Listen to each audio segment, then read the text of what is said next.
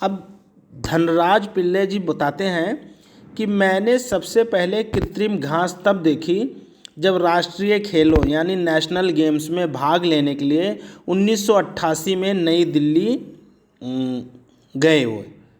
कहते मुझे याद है किस तरह सोमैया और जोकबिम कार्लवाहो मुझे एक कोने में ले जाकर कृत्रिम घास पर खेलने के गुर बता रहे थे। अब ये सोमैया और जोकियम कार्वालो जो थे वो एक तरह के ये भी हॉकी प्लेयर थे, हॉकी के खिलाड़ी थे और ये उनसे सीनियर थे धनराज पिल्ले जी से। तो बता रहे हैं जब मैं दिल्ली सबसे पहले गया नेशनल गेम्स खेलने के लिए हॉकी का 1988 में दिल्ली में, तो वो मुझे कृत्रिम घास के मैदान पर एक कोने में ले जाके वो दो जो सीनियर खिलाड़ी थे इनके, कार्लवाहो और सोमैया, ये दोनों लोग उन्हें धनराज पिल्ले को बता रहे थे कि कैसे ये नकली घास वाले मैदान पर खेला जाता है, क्योंकि अभी तक धनराज पिल्ले जी ने असली घास के मैदान पर यानी नेचुरल ग्राउंड पर जो होता है उस पर ही खेला था। ये कृत्रिम घास एस्ट्रो टर्फ पर उन्होंने पहले नहीं खेला था, तो मुझे सिखा रहे थे कि कैसे खेलना है इस पर।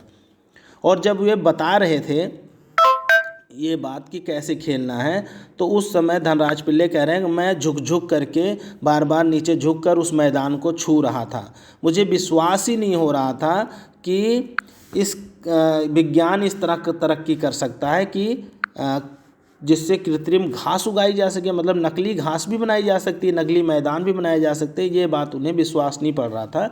तो इस पूरे पैराग्राफ में बच्चों उन्होंने धनराज पिल्ले जी ने बताया है कि उन्होंने नेशनल गेम्स में जाने पर दिल्ली में तब एस्ट्रो टर्फ पे पहली बार हॉकी खेली थी। ठीक है, अब अगला प्रश्न विनीता जी का जो था वो इस तरह से है कि उन्होंने पूछा कि विनीता जी ने, ये देखिए ये लास्ट वाला प्रश्न, इस पेज का लास्ट वाला प्रश्न, विनीता जी पूछती हैं कि हर युवक का ये सपना होता है कि उसके पास एक कार हो, तो आपके पास अपनी पहली कार कब आई?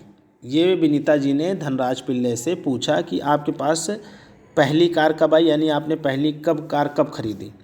ठीक है बच्चों, तो अब बताएंगे धनराज पिल्ले बता रहे हैं कि अगले पेज पर देखिए, पेज नंबर अगला, कि वो इस बात का जवाब देते हैं धनराज पिल्ले कि मेरी पहली कार एक सेकेंड हैंड अरमाडा थी। मतलब उन्होंने नई कार खरीदी नहीं, सेकेंड हैंड खरीदी, क्योंकि उनके पास इतने पैसे नहीं थे। एक सेकेंड हैंड अरमाडा नाम की कंपनी की कार थी जो मुझे मेरे पहले एम्प्लॉयर ने दी थी। एम्प्लॉयर मतलब जो जिन्होंने उनको हायर किया था, उन्होंने उनको नौकरी पे जिन्होंने रखा था, उन्होंने दिया था। तब तक मैं काफ़ी नामी खिलाड़ी बन चुका था। धनराज पिल्ले कह रहे हैं कि मैं बहुत मशहूर खिलाड़ी बन गया था, लेकिन ज़रूरी नहीं कि शोहरत पैसा साथ लेकर आए। कह रहे हैं कि मैं बहुत मशहूर खिलाड़ी तो हो गया था, लेकिन मेरे पास पैसा नहीं था, भले मैं मशहूर हो गया। तो कह रहे हैं कि ये ज़रूरी नहीं होता कि जो बहुत मशहूर हो जाए, जो बहुत फेमस प्लेयर हो जाए या किसी भी क्षेत्र में फेमस हो जाए, तो वो उसके पास पैसा भी बहुत हो।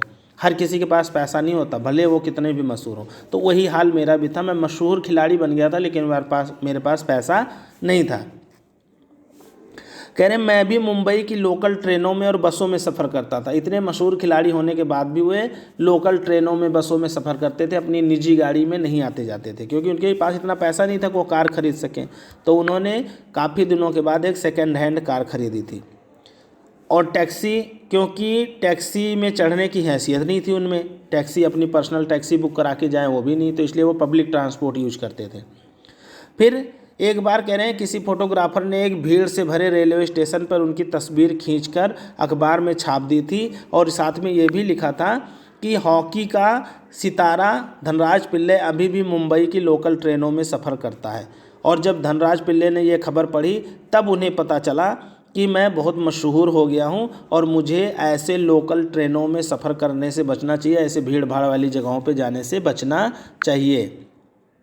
ये बात उनको तब महसूस हुई और उन्होंने फिर कोशिश तो की, लेकिन कर क्या सकते थे ट्रेनों में जाने से, क्योंकि उनके पास इतने पैसे तो थे नहीं कि वो अपनी गाड़ी खरीद लें या टैक्सी में रोज़ जाएं, इसलिए वो पब्लिक ट्रांसपोर्ट ही यूज करते थे, बस, ट्रेन, इस तरह से जहाँ पर आम आदमी बैठ कर जाता है।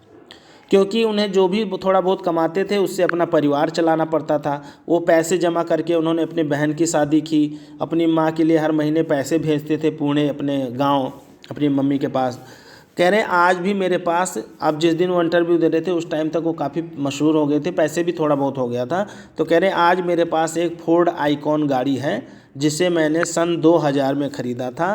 मगर वह किसी कॉरपोरेट हाउस का दिया हुआ तोहफा नहीं है, बल्कि मेरी मेहनत की गाढ़ी कमाई से खरीदी हुई कार है। धनराज पिल्ले कहने का मतलब है सन 2000 के बाद का ही इंटरव्यू है ये, जो इंटरव्यू लिया गया सन 2000 के बाद का। तो कह रहे हैं 2000 में मैंने एक कार ख़रीदी थी और ये कार मुझे किसी बिजनेसमैन ने या किसी कॉरपोरेट हाउस ने नहीं दिया, बल्कि मैंने जितना पैसा खुद कमाया हॉकी खेलकर वहाँ से ख़रीदी है। अब अगला प्रश्न है, बहुत इंपॉर्टेंट है बच्चों ये, कि सफलता का आपके जीवन में क्या महत्व है। हॉकी को आपने इतना कुछ दिया, इसके बदले आपको क्या मिला। तो धनराज पिल्ले कहते हैं बहुत इंपॉर्टेंट है और बहुत मज़ेदार भी है, समझने वाला है, ध्यान से सुनना। कहते हैं कुछ रुपए इनाम में मिले थे, मगर आज के खिलाड़ियों को जितना मिलता है उसके मुकाबले मुझे उतना नहीं मिलता था। मेरी पहली जिम्मेदारी थी परिवार में जो आर्थिक तंगी यानी जो फाइनेंशियल प्रॉब्लम है उनके घर में, उसको दूर करें। उन्होंने विदेश में जाकर भी खेलना शुरू किया तो वहाँ से ज़्यादा कमाई हुई, तो उससे उन्होंने 1994 में 1994 में पुणे के भाऊ पाटिल रोड पर 2 बेडरूम वाला एक छोटा सा फ्लैट खरीदा। उन्होंने अपना निजी घर खरीदा फिर, ठीक है। उस पुणे की तंग गलियों अपने पुराने घर को छोड़कर वो यहाँ पर आए, उन्होंने अपने पैसे से घर खरीदा। कह रहे थे वो घर छोटा तो ज़रूर है, लेकिन हम सभी फैमिली वालों के लिए, हम सबके लिए काफ़ी है। 1999 में फिर कह रहे हैं कि 1999 में मुझे महाराष्ट्र सरकार ने एक फ्लैट पवई में दिया। सरकार की तरफ से भी उन्हें एक बहुत अच्छा फ्लैट मिला। कह रहे हैं वो ऐसा घर है जिसे खरीदने की मेरी खुद की हैसियत कभी ना हो पाती। क्यों? क्योंकि धनराज पिल्ले जो ज़मीन से जुड़े हुए खिलाड़ी थे और उनके पास इतना पैसा नहीं था कि वो खुद खरीद सके, इसलिए सरकार ने जो फ्लैट दिया उसमें रहने लगे थे। ठीक है बच्चों।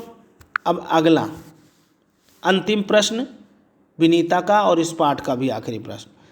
विनीता कहती हैं कि सेलिब्रिटी होने के साथ साथ आप सेलिब्रिटियों के साथ, यानी कि जो बड़े मशहूर खिलाड़ी हैं, चाहे वो खिलाड़ी हैं, चाहे नेता हैं, चाहे फिल्म स्टार हैं, आप उनके साथ अक्सर बैठते हो, एक ही मंच पर बैठना कैसा लगता है। तो धनराज पिल्ले ने जवाब दिया, कहते हैं मुझे बहुत अच्छा लगता है कि मुझे सेलिब्रिटी के साथ बैठने को मिलता है, बहुत अच्छा लगता है। जब कह रहे हैं जब हमने मेडल जीता ओलंपिक में, तो हमें राष्ट्रपति, जो भारत के राष्ट्रपति हैं, उनसे हमें जो है सम्मान मिला, हमें पुरस्कार मिला, राष्ट्रपति जी ने दिया। तो कह रहे हैं जब हम राष्ट्रपति से मिले तो हमें महसूस हुआ था कि हम कितने खास हैं। हॉकी ही है जिसकी वजह से आज उन्हें ये प्रतिष्ठा यानी ये मान सम्मान मिला है। उन्होंने ये बात विनीता को बताई और यहीं पर पाठ भी ख़त्म हो जाता है। तो कहने का मतलब है बच्चों कि इस पाठ में धनराज पिल्ले के जीवन की काफ़ी बातें पता चली हमें, और साथ साथ हमें सीख भी मिली कि हमें भी किस तरह से अपने जीवन को जीना चाहिए, कैसा स्वभाव रखना चाहिए, और लगातार अपने लक्ष्य को पाने के लिए संघर्ष करते रहना चाहिए। और एक दिन हम जब कामयाब हो जाएंगे अपने लक्ष्य को पाने में, तो हमें घमंड भी नहीं करना चाहिए। साधारण जीवन जीकर अपने उसी हिसाब से सबसे प्यार से मिलजुल कर रहना चाहिए। अपने परिवार की अहमियत रखनी चाहिए, अपने परिवार का ध्यान रखो, देश के लिए कुछ करते रहो, और साथ में सबके साथ प्रेम पूर्वक बातचीत करो, घमंड ना करो। यही इस पाठ से हमें सीखने को मिलता है। अब आप सब लोग बच्चों इस पाठ को पढ़ने के बाद ध्यान से 1 बार 2 बार पढ़ लो, जितनी बार हो सके, क्योंकि इंटरेस्टिंग है, तो मज़ा आएगा पढ़ने में भी, समझने में भी। आप इसको पढ़ो। कल मैं इस पाठ के प्रश्नोत्तर और शब्दार्थ आपको करवाऊँगा। धन्यवाद।